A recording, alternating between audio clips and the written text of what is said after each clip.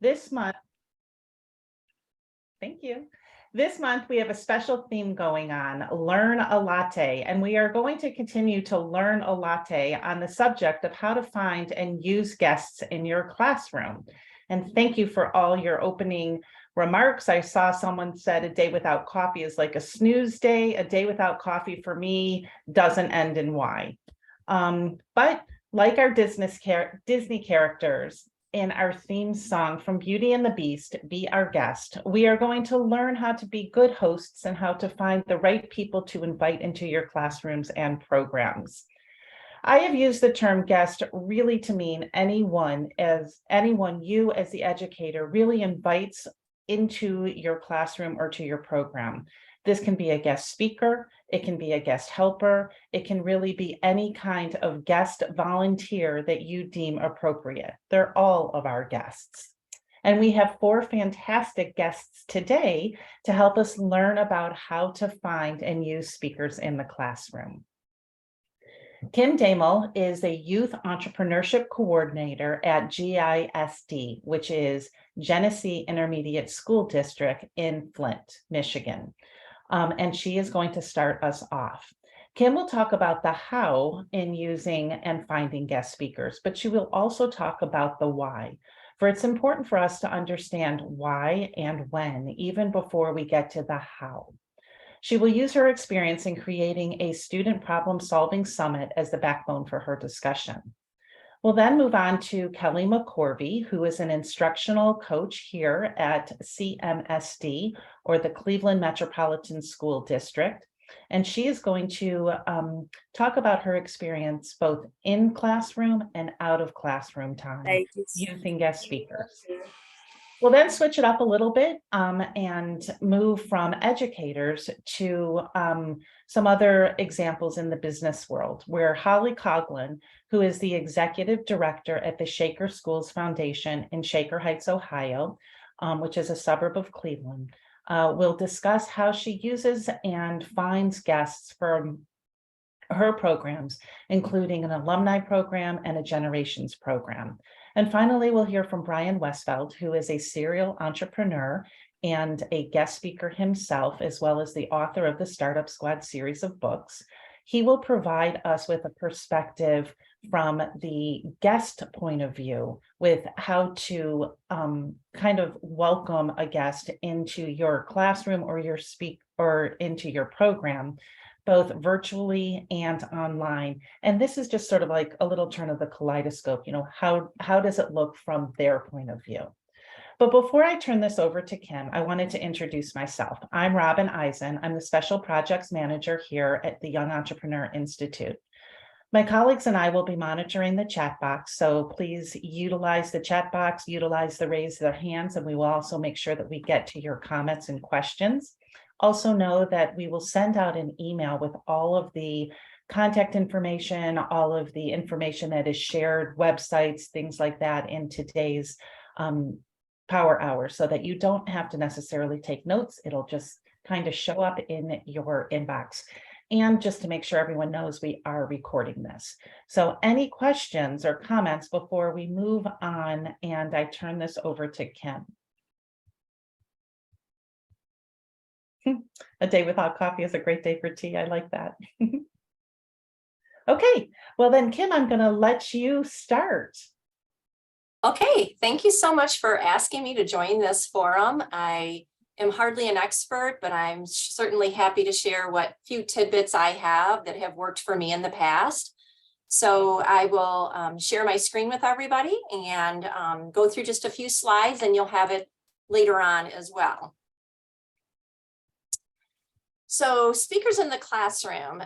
Before I talk to you about what speakers I've used, let me just give you the background for how I've used them in the past. Most of my career was spent in the high school teaching finance and business. I have over 25 years of that. I also was a corporate trainer and a college professor for about 6 years simultaneously. And prior to that, I was in the medical billing industry and some other parts of private sector, which includes automotive sales and the banking industry.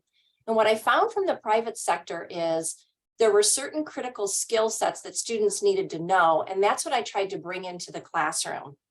So when I taught at Grand Blanc High School, I would bring in speakers that I thought would give them those life skills no matter what job they went into or career. So I was asked to tell the why. Why do we invite business people into our classes? And one of the common quotes I used to use with my students is, you know what? You don't know what you don't know. And as simple as it sounds, I really think it states a lot, especially if you're only in the classroom and you're not in the private sector very much. You don't really know what happens out there, and you're teaching from a textbook, which I think misses that component. So by having these industry experts come in, they present it firsthand. And I think the students then are more geared into that person because they're actually speaking their day-to-day activities.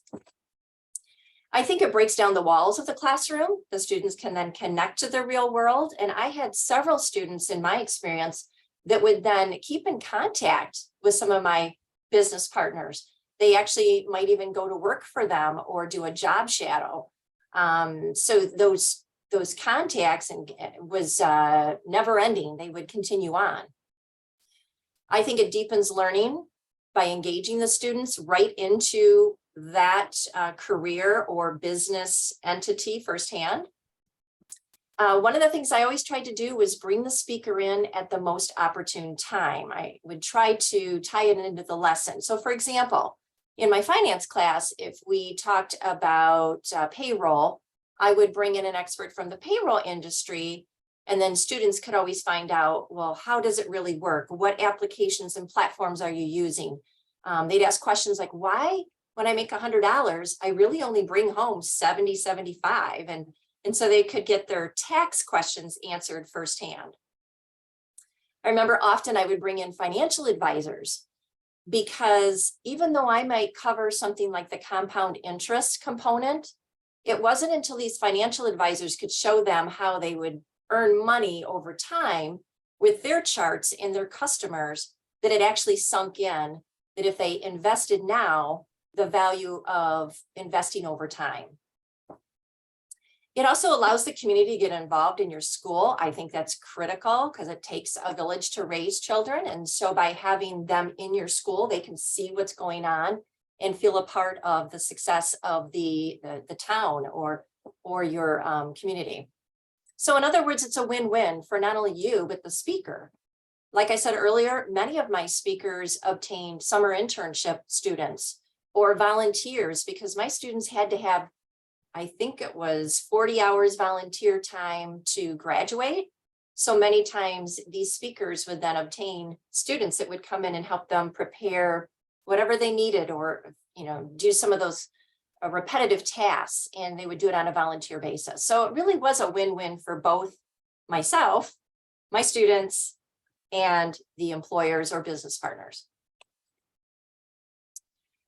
What I used to do is plan. I think the planning piece is critical, not only for your speakers, but when I talk just a little bit about the problem solving summit, I have come to realize that if you plan in advance, you can really avoid a lot of pitfalls later on. So what I like to do is prepare my students. I would tell them who's coming in, the purpose of their visit, a little bit of background about them. I would ask my students as part of an assignment, prepare some questions, whether it's 5 questions, 10 questions. I would make them write it down and have them available the day of the speaker. And of course, good behavior. I always had to tell the students that I want them to be on their ultimate behavior, not just normal, but to understand that this is a representation of them, me, the school, and professional behavior was high on my list. I also prepared the speaker. So in advance, it does take some time to contact the speaker and explain each class. I had 3 or 4 sometimes different classes. So I wanted my speakers to understand the audience, the objectives of the class, maybe some characteristics. If I had a group of special needs students in that class, I would explain that so that they would be prepared for maybe some challenges in that group. I encouraged my speakers to do interactive small group activities. and especially tell stories. Something about a story in an industry really would captivate my students. So funny stories, anything that had to do with their day-to-day activities and tasks of that career. I asked my speakers in advance for their technology needs. So if they needed video, audio, PowerPoints, I wanted to make sure that was all prepped in advance. Sometimes I would even obtain their PowerPoint, have that ready to show in case something went wrong with theirs that they brought. And obviously confirm the speaker the day before, just make sure everything's set. They know where they're going, the times, how to check into the schools, because some of that can be very kind of scary for them first time in. I just want to reiterate that planning your speaker just in time relative to your curriculum or unit is so critical, because then the students can really put together the purpose of your curriculum. I don't know if there's any questions yet, if I need to stop, or can I just? Not yet. I think you're good to go. Okay, most of this just makes sense, but these are just tips that I've learned through time. So how to secure speakers? For me, it seemed really easy because I think I'm just a talkative person, and I strike up conversation with anybody, even at the grocery store, which is one of my items here, that just day-to-day activities, you can find people that are willing to help out and pitch in, and usually volunteering. You don't even have to think about compensation. But I built a lot of professional relationships when I was a teacher. One of the things we had to do in career and technical education was have advisory boards. And this was so informative for me. So twice a year, I would bring together educators at the collegiate level, other business teachers, and entrepreneurs, partners from industry. They would look at my curriculum and they would tell me if I'm right on or if I'm off and what I need to change. Through those board meetings, I would then bring in speakers into the classroom.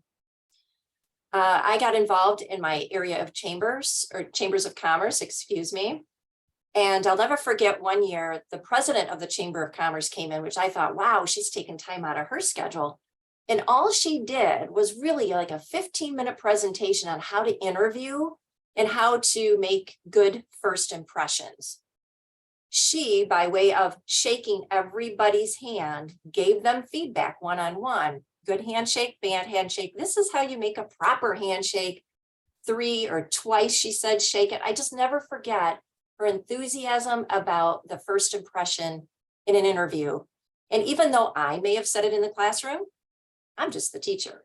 But as soon as I had an outside person come in and she actually showed them interest one-on-one, the students were glued. Networking groups and forums is yet another way to obtain professional speakers. Right now, I'm a part of a women's professional forum, and these women are entrepreneurs. They've built their business, so they are more than happy to come in and speak to my program students now, and they would at the high school as well. They just love to give back. University and colleges, there's all kinds of people you can tap into there that will come in and speak, and they want to grow your students so that they go to the university later on. So again, a win-win. Some other connections. I'll never forget my first couple of years of teaching. At my parent-teacher conferences, I would have all my teachers or all my parents sign in. And then I asked them, what do you do for a living? Where do you work? And through that information, I could then generate some conversations like, would you like to share your expertise with my students?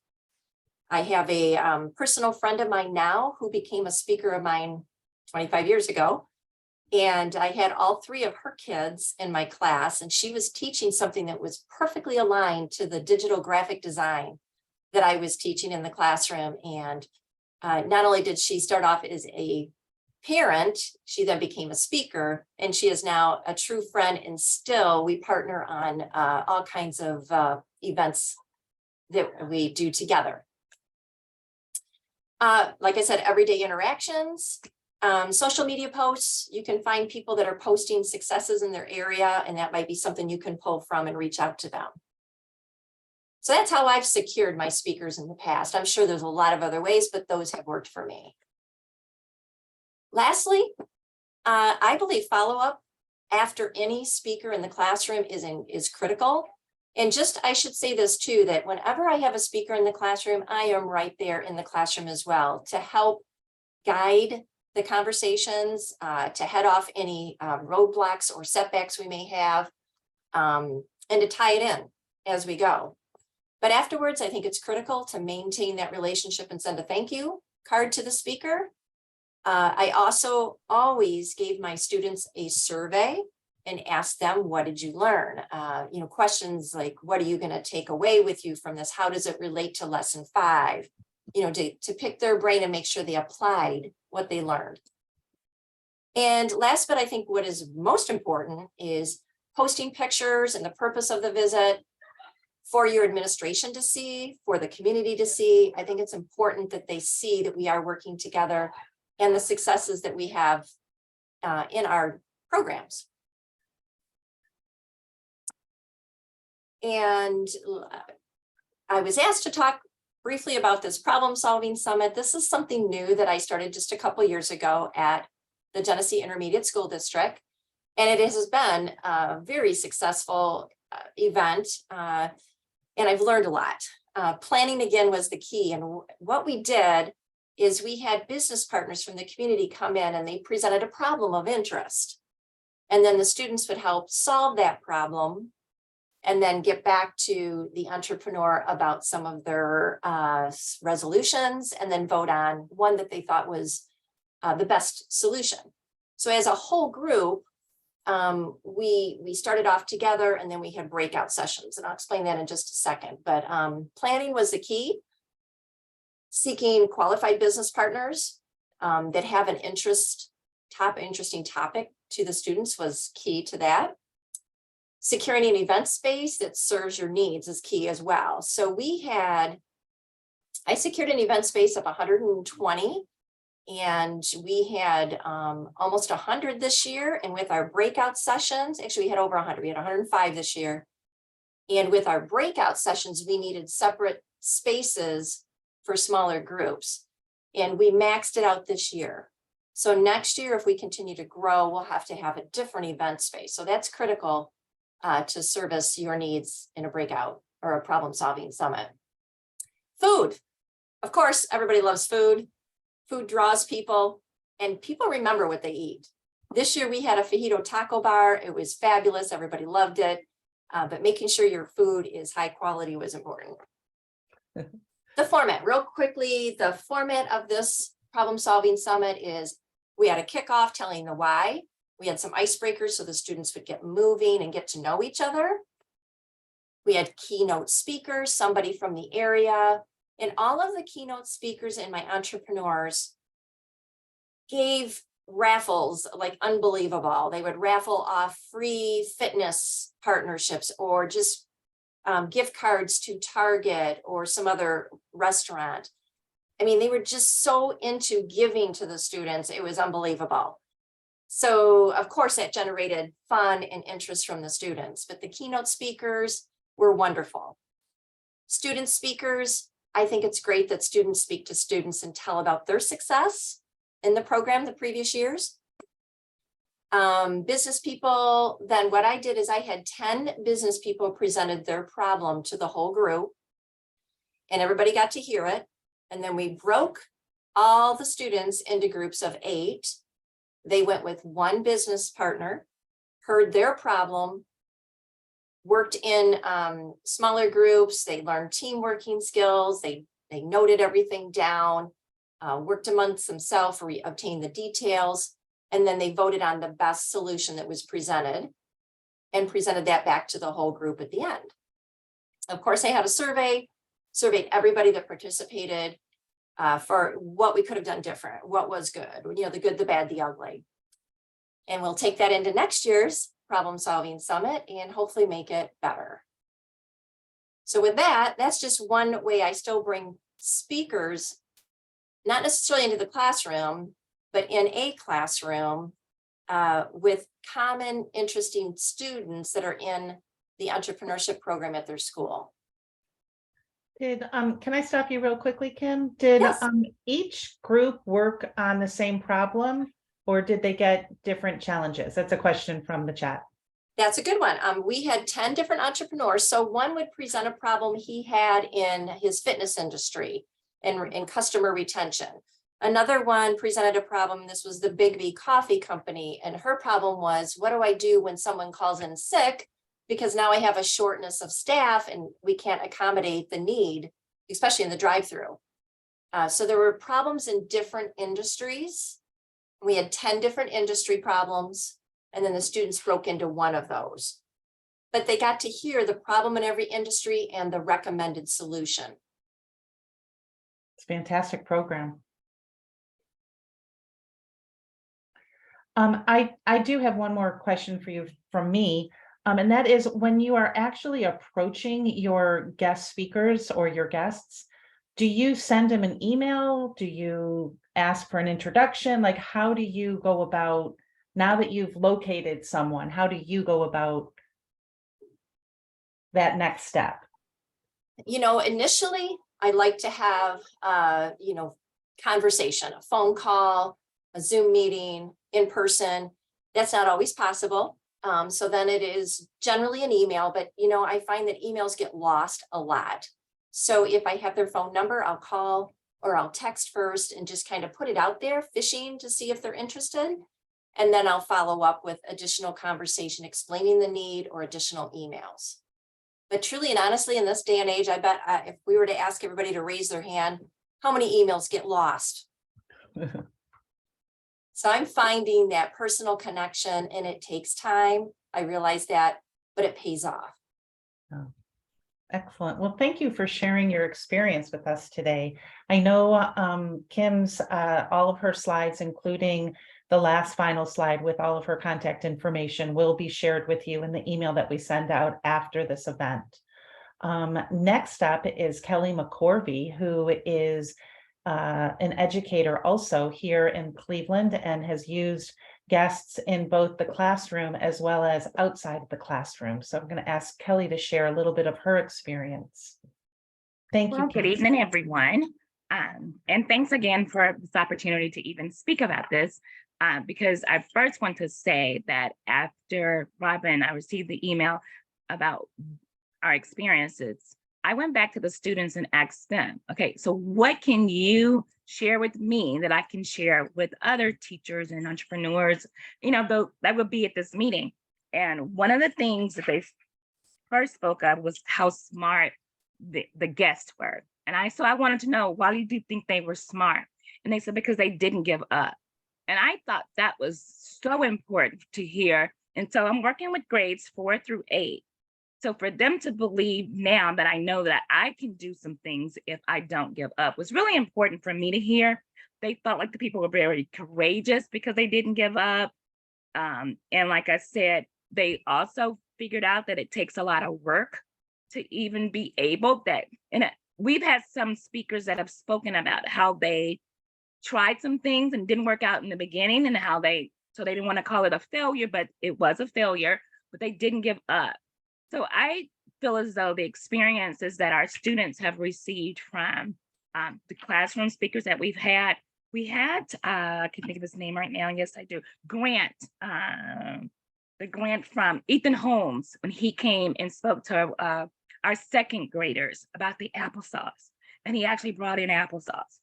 So just bringing in those experiences, having them to have that experience of someone who now they see him as being famous, because he showed us some of his advertising. And we even had one of the students who went into the local grocery stores and saw one of his applesauce jar, one of his jars of applesauce. So just knowing too that experience that comes with it. And as Kim mentioned, that personal connection in contacting your speakers, but the personal connection that they make with the students when they're there.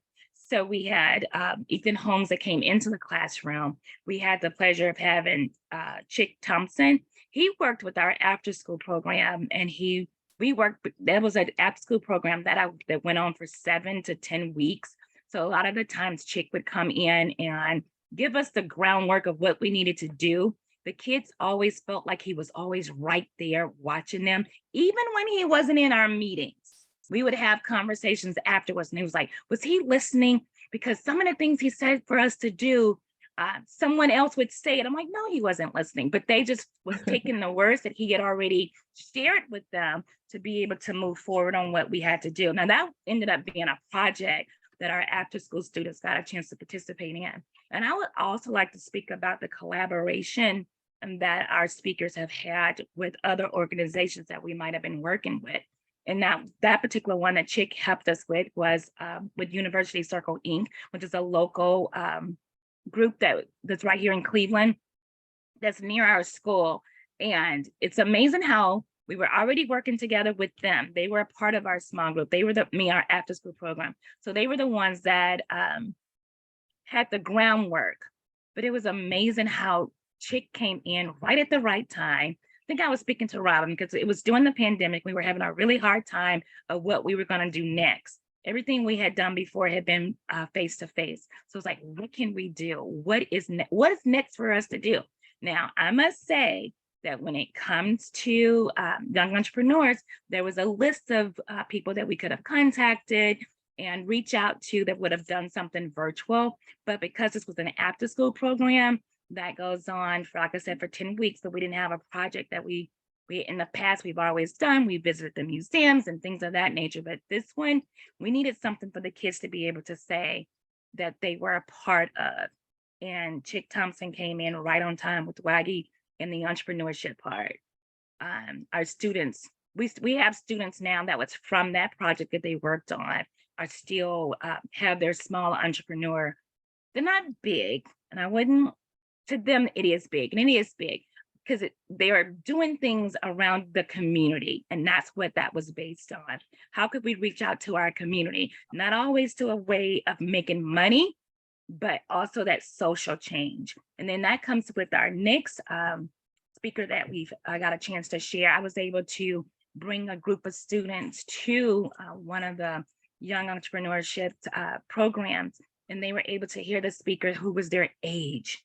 You can never beat that. You can never beat middle schoolers seeing another middle schooler doing something that they say, oh, I can too. So that was another opportunity that we've had that our students experienced. They thought he was the coolest thing since sliced bread. He wasn't he was from Chicago. So they even thought that he was not near us, but he was someone that they could relate to, because they felt like what he spoke about, why he wanted to make these social changes, that they saw the same things happening. So we've gotten some small groups in our community now that's working toward how can we do something for our community in that social justice way. So wait, Kelly, can I just Yes. stop you real quickly? Just because there was a question. Are you referring to the Young Entrepreneur event, the Celebrate Youth Entrepreneur event, when you heard the speakers? So instead of bringing a speaker in, you went to hear a young speaker. Is that right? I just wanted to make sure everyone understood that. Now are you there? Yes, I'm here. Okay, for a second, your sound went out. Oh, okay. Was that okay for me to bring that part out? Oh, absolutely. Because perfect. It's perfect. Okay. Speakers are both, hearing speakers and welcoming guests. Originally I had said welcoming guests into your program, into your classroom, but I think you bring up a fantastic point that it's not always bringing them in, it's exposing, really. Yes. What you're trying to do is expose the students to these speakers. And that's one way you could do it. Sorry, I didn't mean to interrupt your flow. Oh, no, I'm glad you did, so we can clarify that. Yes, I appreciate that. But that was our the opportunity for them to be able to, we traveled, which a lot of our students don't get a chance to go to different places. So the exposure to be able to see someone, like I said, their age, doing something that, and he even told us how small he started out and now how he has reached over into different countries with his particular product. So I am, that's how I wanted to close it up, because that was our last opportunity. We have 3 more guests scheduled to come out. So that's exciting for us.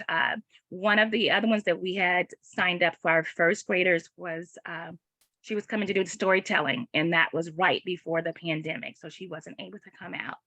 So we're trying to reschedule that now, and our first graders are expecting that, because I've already told them when I was there for YEI, we had our in November.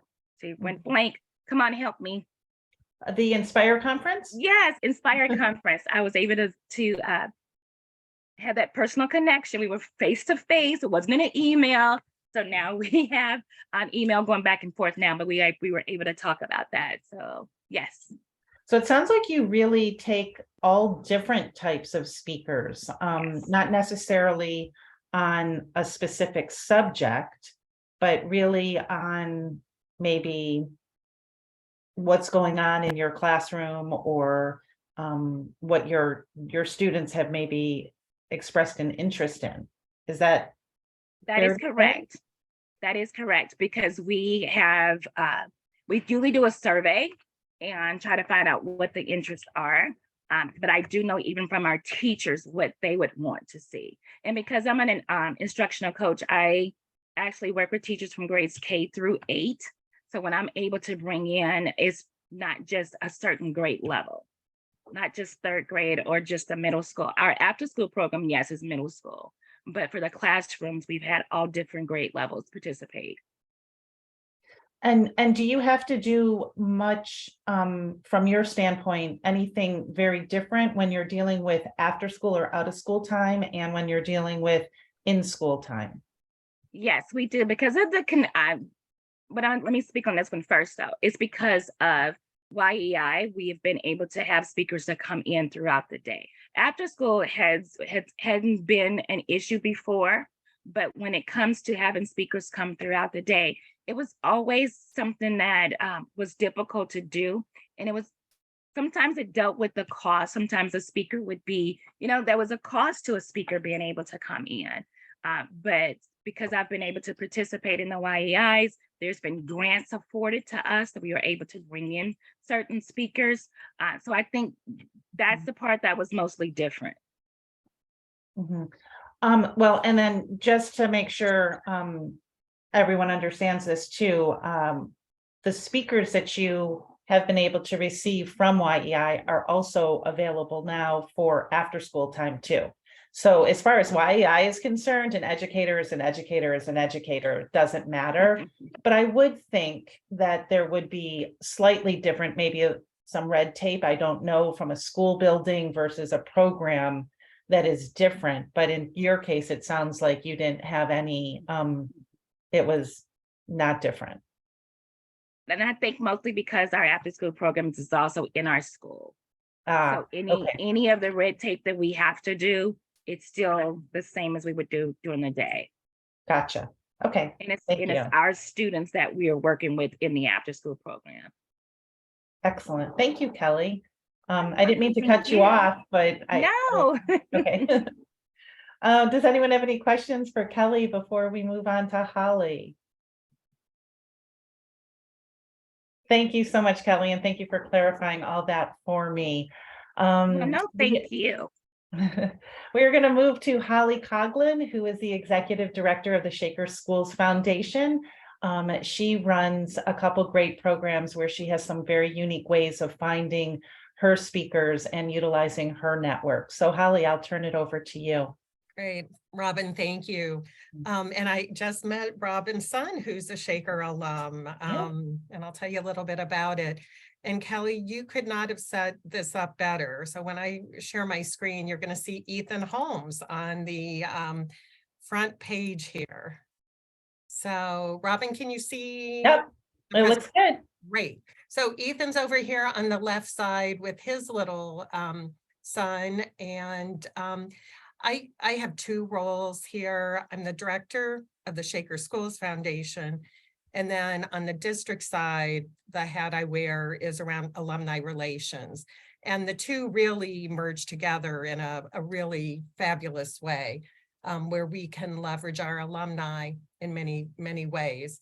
And the pictures on the other side, Judge Dan Polster, and you can see that there are generations of Shaker alums. We celebrated our 40th anniversary last year.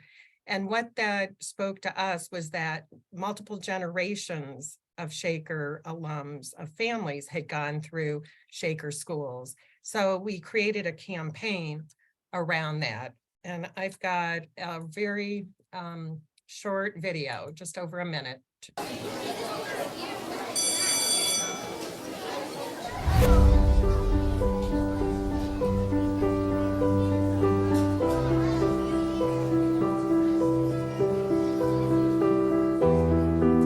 One of the things that I find unique about Shaker Heights is that we really have generations of families that are part of this community.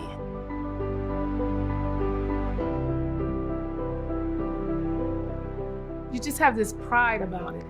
And I've always loved Shaker, and I wanted my children to experience it as well.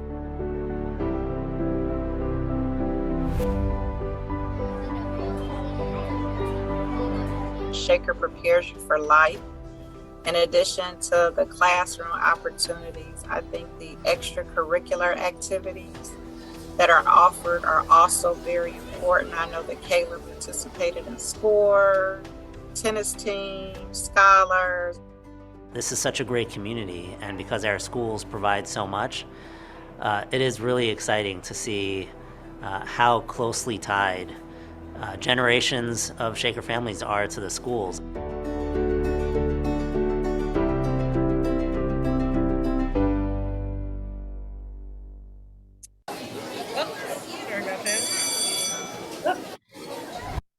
All right.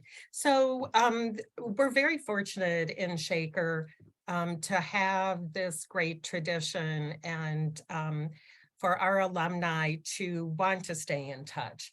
But, you know, how do we find them to bring them into the classroom, to use their expertise, use their experience?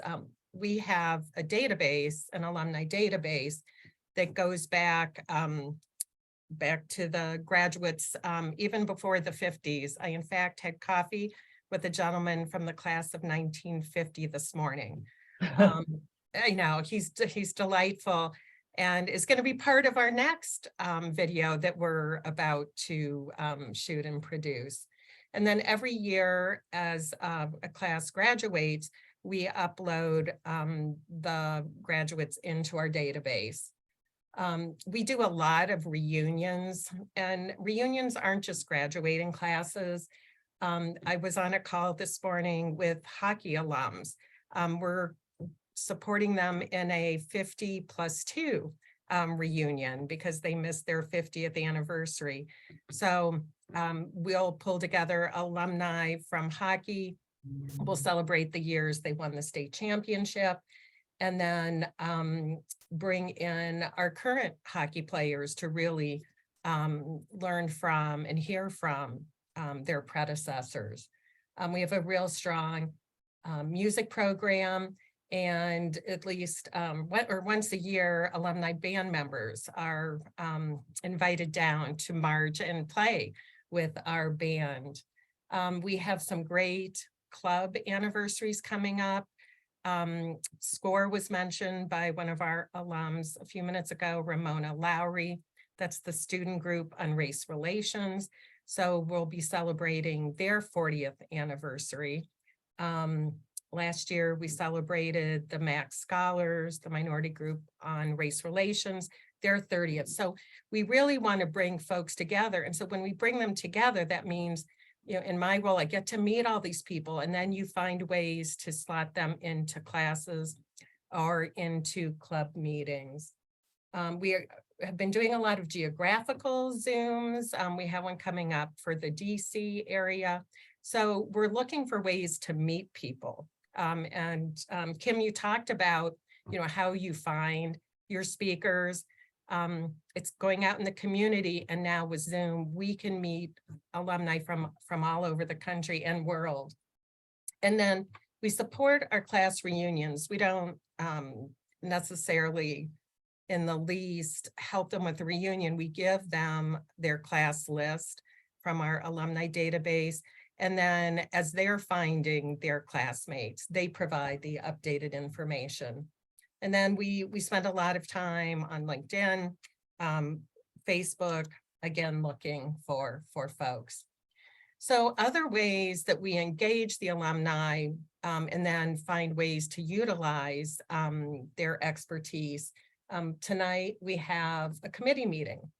We have a Shaker Schools Alumni Hall of Fame.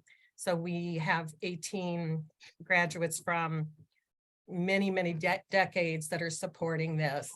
And the picture in the top left, or excuse me, top right, you see Carter Bays. He wrote How I Met Your Mother. We've got the gentleman who's the Cincinnati Orchestra director. We have a federal court judge. We have a Disney cartoonist, if you will.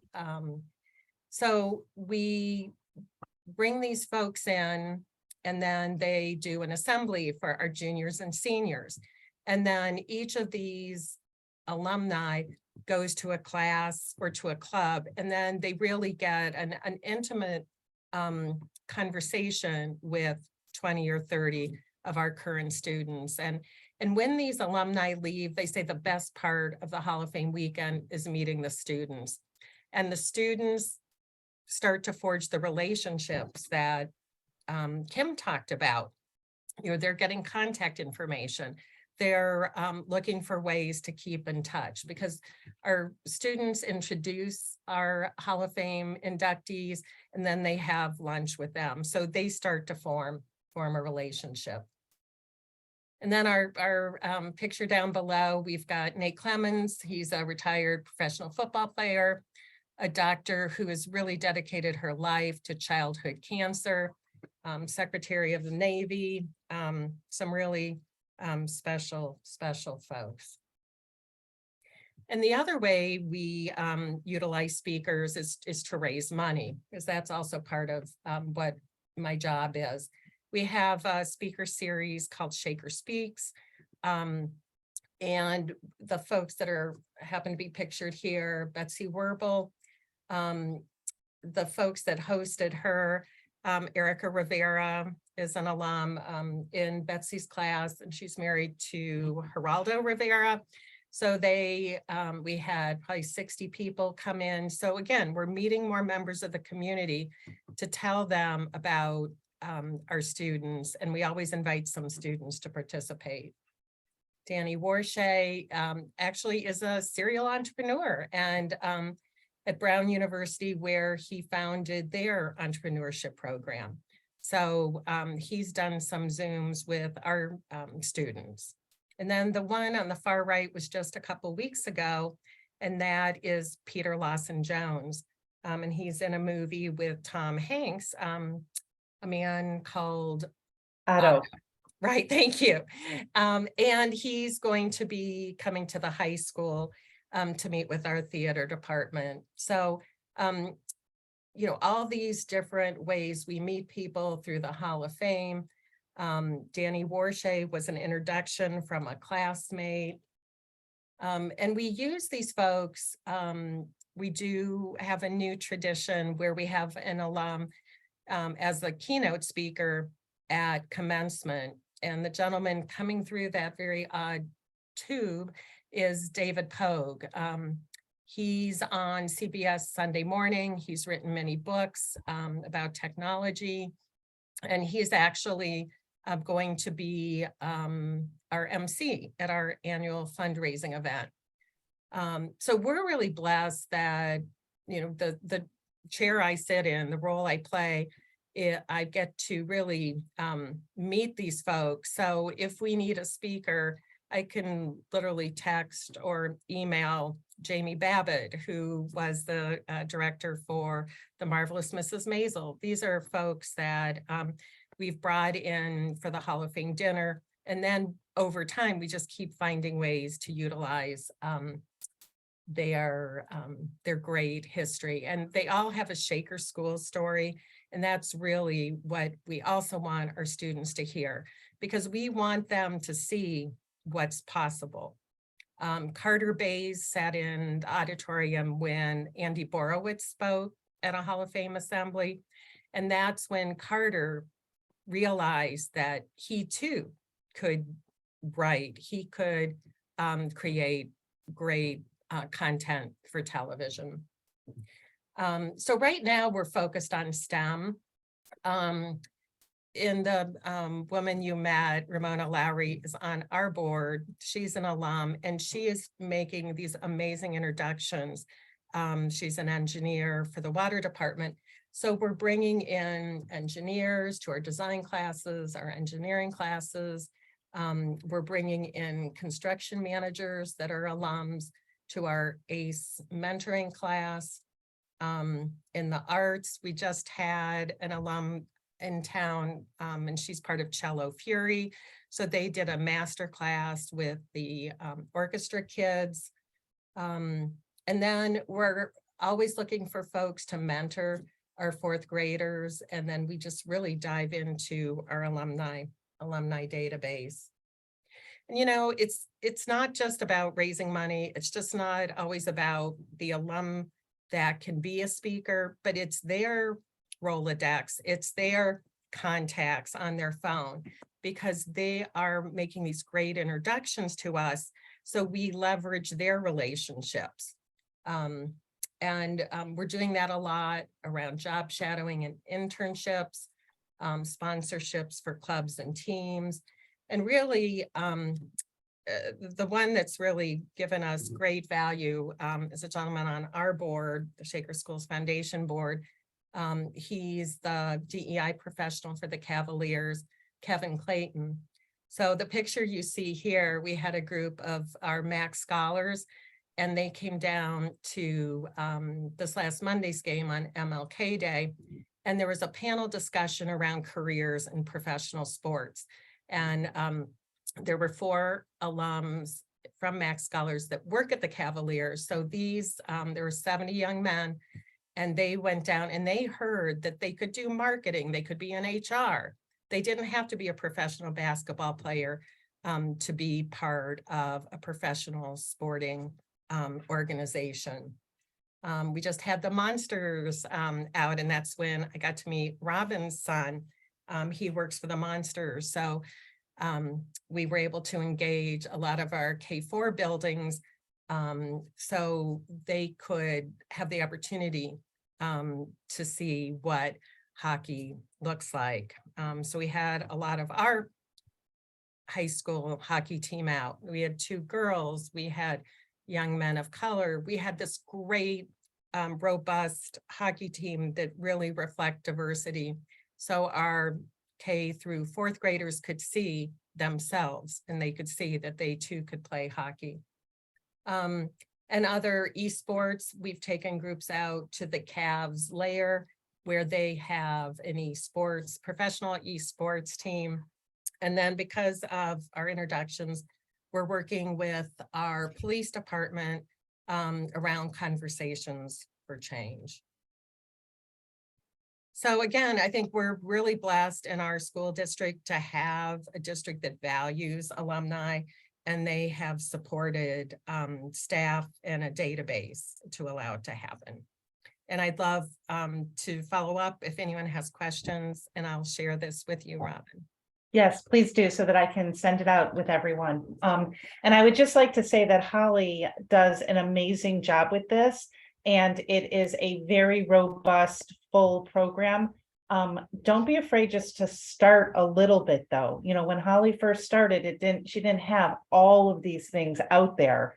It's, I don't know, was it 5 years, 10 years that you've been 6 years curating this kind of program, but you know, start somewhere, at least reach out, because all of you have alumni networks, both your own personal alumni networks as well as the school or the program that you work on.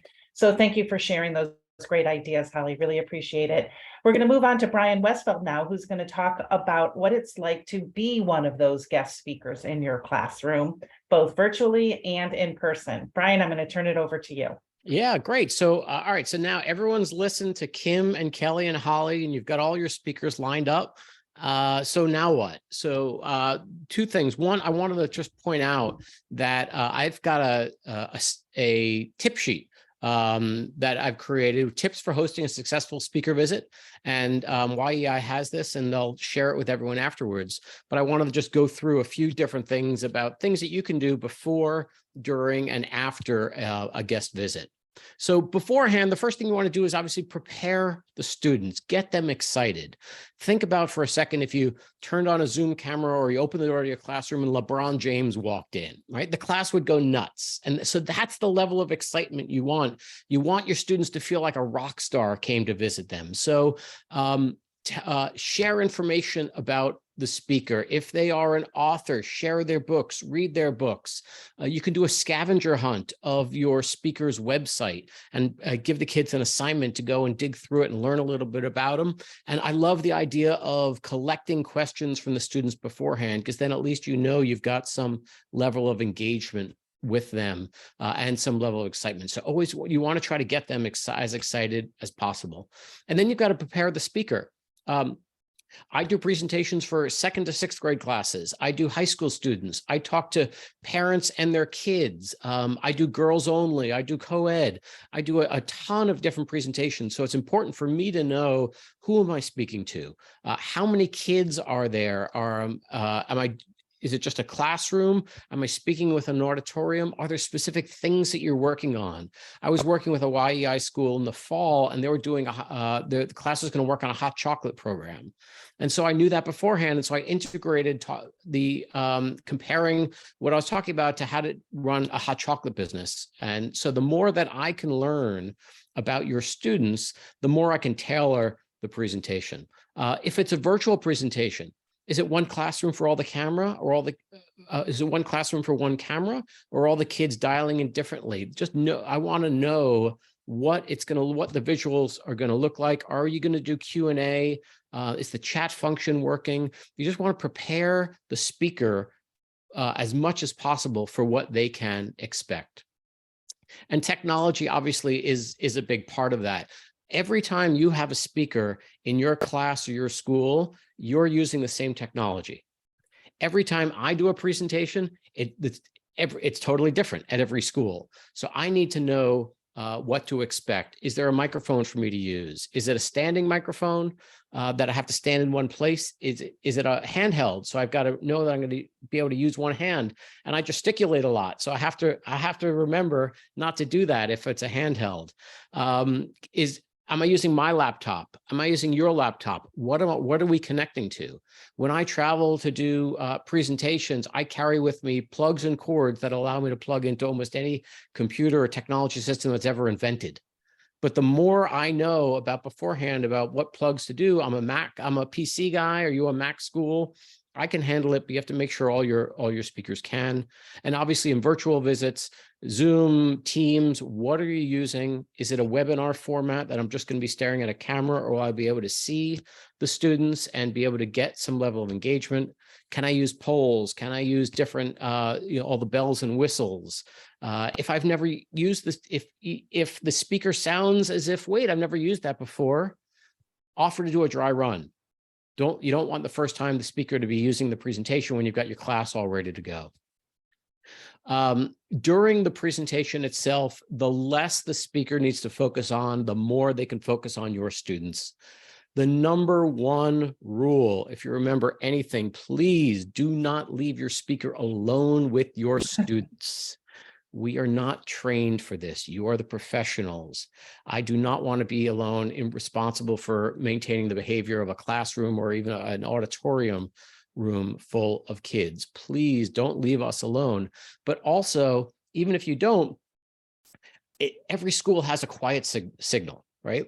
In one of my kids' schools, the teacher, your speaker or teacher just stands up in front of the room like this until everyone quiets down. Another kid's school, the teacher says bump, bump, bump, bump, and waits for everyone to respond. So share that with your speaker. So if they need to get control of the room, what is your quiet signal? Kim before mentioned special needs. If there are any special needs students, We've seen it all. It's not a big deal. I've worn projection devices for kids that have hearing challenges, but we have to know. I have a friend who did a presentation. There was a student that just wasn't able to, just couldn't sit still. And so in the auditorium, the teachers allowed the student to roam the auditorium during presentations. Not a big deal, but my friend had no idea what was going on. Why is the student walking around and why is no one having them sit down? And it was obviously distracting. Had they said beforehand to expect it, would not have been a big deal. So please let us know if there's anything unusual. Virtual visits, please monitor the chat and the Q&A. I actually had a chat fight break out between students in one of my virtual visits. And I got to tell you, it was the first time it ever happened. It was the beginning, the beginning of Zoom visits, and I wasn't really sure how to handle it. Monitor the chat, and also from Q&A perspective, your students better than we do. So if you can manage the Q&A, and I love when the teacher has a cue and the students come up to the camera and they're talking right into the camera, and so I can see who I'm engaging with. That's a great best practice. And then the other number one rule, if I can have two number one rules, 1A and 1B. Please do not record the sessions, virtual or live, without the speaker's permission. This is our livelihood. This is how a lot of us make our money. And so the last thing we want is for this to be out and publicly available. So if you need to record it for any reason, make sure to get the permission of the speaker, and sometimes you can work something out, but they're usually very particular about that. So please don't record without permission. And then finally, once the presentation is over, we love hearing feedback. We love notes from students, emails from students. I love getting feedback from teachers. Hey, my students loved it, and I love ways that I can be better. My goal is to engage students to want to start their own business and to start to think like entrepreneurs, get comfortable with risk and get comfortable with failure. So any suggestions that teachers have for ways that I can be more effective, I'd love to hear it. Again, as a quick summary, we've got a handout coming from YEI. Thanks to YEI for having me, and I hope to meet a lot of you and your students in your classrooms in the future. Excellent, Brian. Thank you so much. Those were great tips. And I especially like the chat function. We had that happen to us too once, and you're like, what do you do? And you have to know ahead of time, but that was excellent information. Appreciate it. So now I wanted to mention two places where everyone can get some speakers in addition to what has mentioned today. And one of those is on the Young Entrepreneur Institute's website. They have a speakers bureau. If you go to Young Entrepreneur Institute and then you go over to resources, you can click on the speakers bureau. Again, all of this will be in an email that will go out, but that is a place where you can go and get a couple of speakers for free. And another place that you can go is onto the YIPPEE Exchange website, and then you can sort there by speakers. And the speakers on this site are a combination of what you'll find on the Young Entrepreneur Institute's website, which are really speakers that tell their entrepreneurial story, as well as speakers like Brian, who will come into your classroom and really talk about one specific subject that can or doesn't have to accompany things like a series of books like what Brian has. For coming today, you will get 250 YIPPEE points if you use the code LearnALatte. And you can purchase the product like what Brian is talking about. And I think Kelly mentioned a couple of the other speakers that are on the YIPPEE website, and they can also come into your classroom and speak on different types of subjects. In addition to both the Young Entrepreneur Institute freebies there and the freebies on YIPPEE Exchange, you will also earn $5 towards a latte today for participating in part of the Learn a Latte program. Before I close it out, I want to turn it over to Eileen Frankel, who's going to talk to you briefly about our pitch competition that is coming up, and then I'll close everything up. So Eileen. Actually, it's Evan today. Oh, Evan's okay. going to lead this. Hi, everybody. I'm unmuted. Okay, cool. I'm Evan Ewell. For those of you who don't know, I do a lot of the marketing and communications here for YEI. And like Robin said, the Young Entrepreneur Pitch Challenge for Northeast Ohio is well underway, but there's still plenty of time to get you guys started with your class before the entry deadline of February 24th. For those of you who are unaware, the Northeast Ohio Young Entrepreneur Pitch Challenge is a video elevator pitch contest where students in grades K through 12 create short video pitches, pitching a business or product idea that helps to solve a problem that they have identified. It's a great activity to help build the entrepreneurial mindset in your students by reinforcing key skills like public speaking, creative problem solving, strategic thinking, and so many more. Plus, there's cash prizes for the winners. This contest is open to all educators in Northeast Ohio. And once you register your class, YEI will provide you a free toolkit and educator game plan that'll break down everything you need to know for how to introduce pitch to your class and how to complete it on a timeline that works best for you. It can really be completed with as much or as little time as you need. And then you'll be able to use all of our free resources to help your students develop their pitch and really work on building those skills. So I know that was a lot. I'm going to drop 2 links into the chat. One is for general information on the pitch challenge via our website. And then the other is the class registration link. If you have any questions at any point, feel free to reach out to me or any of the other YEI team members. We'll be happy to answer any questions and get you pointed in the right direction. And yeah, we love pitch challenge time of year. It's amazing to see all the great videos that your students come up with. So we hope you register your class and get those submitted. And I'll add one thing. If there are educators from outside of Northeast Ohio, we do have a competition starting in March that's broader than just our home region. So we call it a national competition. And we'll make sure that you hear more about that when it's time for that to launch. Hey, thank you, guys. It is a very exciting time. I always love seeing the videos too. What the students come up with is so interesting. We do have a exit survey that we would love for you to fill out so that we know, what we can do better and what else you would like, what other types of subjects you would like us to bring to you in these power hours. You will receive 20 extra YIPPEE points for filling it out. The only little caveat here is we do need to know who you are in order to give you those points. So Evan, I don't know if that can go in the, thank you for that. We'll be sending videos, including this video in our follow-up email, which goes out either on Friday or Monday, depending on how long it takes to download. For coming today, just a recap, you will get 250 YIPPEE points, and you will get a gift certificate for a coffee drink for joining us for Learn a Latte. Our next power hour is going to be in February. The exact time and date is still being determined right now, but it will focus on the Emerging Entrepreneurs Program. It will be a workshop, and I hope you will be able to join us for that. So look in your emails for when that is coming out. And just a quick reminder that we are in this entrepreneur space.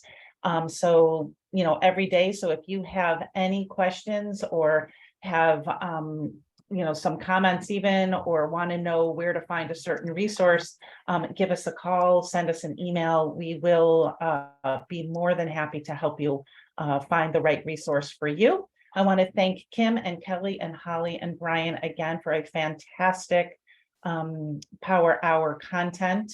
I will stay on if anyone has any questions or comments or concerns, and just thank everyone again for spending this hour with me and with the YEI team. 1 second. There was one question that came into the chat, and I didn't know if others were wondering this as well. The question, and I want to make sure I understand it correctly, said, is there compensation for the people who participated in this? And I just want to make sure I'm understanding. So the visitors who spoke today and helped us create this really informative webinar did not receive compensation. They are partners with us, collaborators, friends, and they are appearing out of the generosity of their own generosity and sharing their time and loving to give back to teachers. Some of the speakers in the YIPPEE program do get compensation, but it's not compensation from your school. It's compensation from sponsors of the YIPPEE marketplace. So I'm not sure exactly what you were asking. It was Val, but if you have more questions, you can shoot some more specifics into the chat. Thanks, Eileen. I took it as to mean like, did they, the participants, I took it the wrong way. I know, I just wanted to make sure we were trying to answer it thoroughly. Mhm. And I guess to expand on that, the educators who participate in either the speakers, looking for the Speakers Bureau on YEI or purchasing a speaker on YIPPEE do not have to pay anything out of pocket. The speakers get paid through our sponsors or through our funders. So there's never a charge to the actual, to you as the program manager or you as the educator. Any questions or anything else? I know we went a little above. I really try to always keep it to the solid hour, but today we had, we're a little over, but that's okay. Real quick, could I just interject this, Robin, that I have found there's so many people that want to help out in education that you generally don't have to compensate them. They're so willing to share their expertise and they get rewards from seeing the faces of the students. So that's first off been my experience, but also remember it's a two-way street. So if I ask entrepreneurs to help me, I always like to offer something back too. Like if you need student help, you know, putting together packets or marketing your business or helping to sell on a day that you have an expo, I always like to give back something too, or maybe I come and volunteer my time to help them. For example, the other day I volunteered with the company edibles, the fruit, oh, what's it called? Edible arrangements. Edible arrangements. One of the gals here said, Valentine's Day is horrendous. And I said, I'll come in, I'll give you 2 hours of my time free. So think about that. That's a great point. It really is about forming these partnerships and, you know, doing your share. And then let's not forget the hardest thing. It's sort of like in exercising, the hardest thing is showing up to the class or getting your clothes on and taking that first step. The hardest thing in finding a speaker is really making sure you just make the ask, right? They're not going to say, you're not going to be any worse off if they say no, or if it's not available or the time doesn't work. You do have to ask. Oh dear, is anybody else here, Robin, getting a little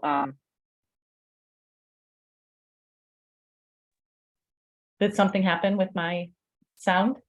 Yep, you're a little unstable, or maybe it's me who's a little unstable. It was just a blip for me. I can still hear her clearly. Okay. Well, thank you again to all the speakers who, you know, gave so much time and thought into the content that you presented today. Really appreciate it. Couldn't do it without you. And thank you all for attending, and hope to see you in our next professional development in February. So thank you.